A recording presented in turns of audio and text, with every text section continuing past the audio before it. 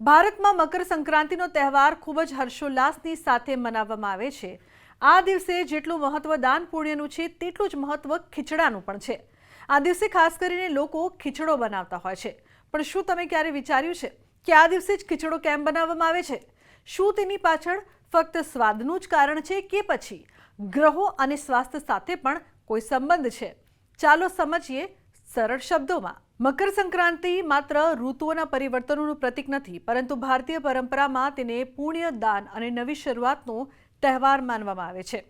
આ દિવસે ખીચડો બનાવવાની અને ખાવાની પરંપરા ઉત્તર ભારતમાં સદીઓથી ચાલી આવી છે। સવાલ એ ઊભો થાય છે કે મકર સંક્રાંતિ પર ખીચડો કેમ ખાવામાં આવે છે? શું તે ફક્ત સ્વાદ વિશે છે કે પછી ગ્રહો અને સ્વાસ્થ્ય સાથે પણ કોઈ સંબંધ છે? આ દિવસે સૂર્ય ધન રાશિ છોડીને મકર રાશિમાં પ્રવેશ કરશે।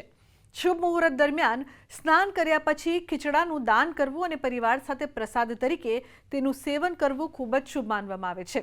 મકર સંક્રાંતિ અને ખીચડા વચ્ચેનું ધાર્મિક જોડાણ।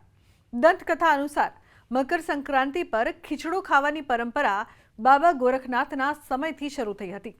એવું કહેવાય છે કે ખિલજીના આક્રમણ દરમિયાન યોગીઓ ખોરાક બનાવી શકતા ન હતા અને ભૂખ્યા રહેતા હતા। ત્યારબાદ બાબા ગોરખનાથે તેમને ખીચડી નામની પૌષ્ટિક વાનગી બનાવવા માટે દાળ, ચોખા અને શાકભાજી એકસાથે રાંધવાની સલાહ આપી। આ એક ઝડપી ઉર્જાથી ભરપૂર ભોજન હતું। ખીચડાનો ગ્રહો સાથેનો સંબંધ। ખીચડામાં રહેલા દરેક ઘટક ચોક્કસ ગ્રહ સાથે સંકળાયેલ છે। જ્યોતિષશાસ્ત્ર અનુસાર જ્યારે આપણે મકર સંક્રાંતિ પર ખીચડો ખાઈએ છીએ ત્યારે આપણે આ ગ્રહોને શાંત અને મજબૂત બનાવીએ છીએ। ચોખા, ચંદ્ર। ખીચડીમાં મુખ્ય ઘટક ચોખા છે, જે ચંદ્રનું પ્રતીક છે। તે મનમાં શાંતિ અને ઠંડક લાવે છે। કાળી મસૂર, શનિદેવ। મકર સંક્રાંતિ પર કાળી મસૂરથી બનેલ ખીચડો ખાસ તૈયાર કરવામાં આવે છે। કાળી મસૂર શનિદેવ સાથે સંકળાયેલી છે। સૂર્ય મકર રાશિ, શનિનો રાશિમાં પ્રવેશ કરે ત્યારે કાળી મસૂર ખાવાથી શનિ દોષ દૂર થાય છે। હળદર, ગુરુ, બૃહસ્પતિ। ખીચડોમાં વપરાતી હળદર ભગવાન વિષ્ણુ અને ગુરુ ગ્રહ સાથે સંકળાયેલ છે। તે ભાગ્ય શાણપણમાં વધારો કરે છે। મીઠું, શુક્ર।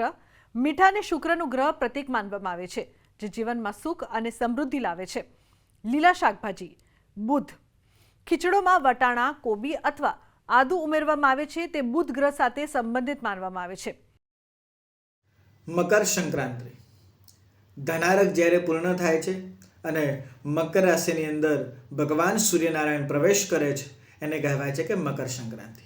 આ પવિત્ર દિવસે વિશેષ કરીને આપણે ગરીબોને દાન આપવાનો મહિમા છે, પશુ પંખીઓ અને પ્રાણીઓને દાન આપવાનો મહિમા છે।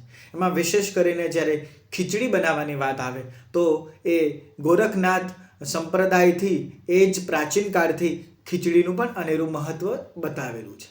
એમાં વિશેષ કરીને ચોખા એટલે કહેવાય કે ભગવાન ચંદ્રની કૃપા પ્રાપ્ત હેતુ, મસૂર, કાળા કલરના મસૂર જે ખાસ કરીને ખીચડીમાં નાખવામાં આવે છે, એનાથી શનિદેવની કૃપા પ્રાપ્ત થાય છે। લીલા શાકભાજીની વાત કરીએ તો લીલા વટાણા છે, આદુ છે, એ બધું અંદર મિક્સ કરીએ તો બુધ ગ્રહની કૃપા આપણને પ્રાપ્ત થાય છે। અને વિશેષ કરીને પીળા કલરની હળદર, હરિદ્રા અર્પણ કરવાથી ભગવાન લક્ષ્મીની કૃપા પ્રાપ્ત થાય છે। આ એક મિક્સ ખીચડી બનાવી અને આપણે ગરીબોને આપીએ તો અવશ્ય આ દિવસનું પુણ્ય આપણી માટે શ્રેષ્ઠ પ્રાપ્ત થાય છે। ક્યાંક આપણે ઊંધિયાની પરંપરા પણ છે, તો આ ઋતુમાં લીલા શાકભાજીનું જે ભોજન છે એ આપણે કરી અને ગરીબોને આપીએ, આપણે ભોજન કરીએ તો અવશ્ય એનાથી આગળ જેટલી ખુશી પ્રાપ્ત થશે એટલી જ ખુશી આપણા પરિવારમાં પણ પ્રાપ્ત થશે। માટે આ પવિત્ર દિવસે ગાયોને પણ તમે આપો, પશુ પંખીઓને પણ તમે આપો અને ગરીબોને ભોજન કરાવી અને આ આનંદને, ઉત્સવને વિશેષ કરીને વધાવશો તો અવશ્ય ભગવાન શનિદેવની કૃપા પ્રાપ્ત થશે। તો આજના અમારા આ અહેવાલમાં બસ આટલું। ફરી મળીશું એક નવી અને મહત્વપૂર્ણ જાણકારીની સાથે, પરંતુ આ વિડીયોને આપ ખાસ લાઇક કરજો અને વધુમાં વધુ શેર પણ કરજો, જેથી લોકોને એ ખબર પડે કે મકર સંક્રાંતિના દિવસે ખીચડો ખાવાનું મહત્વ શું છે અને કઈ રીતે તેનું ધાર્મિક મહત્વ હોવાની સાથે સાથે તે ગ્રહો સાથે પણ જોડાયેલ છે। નમસ્કાર।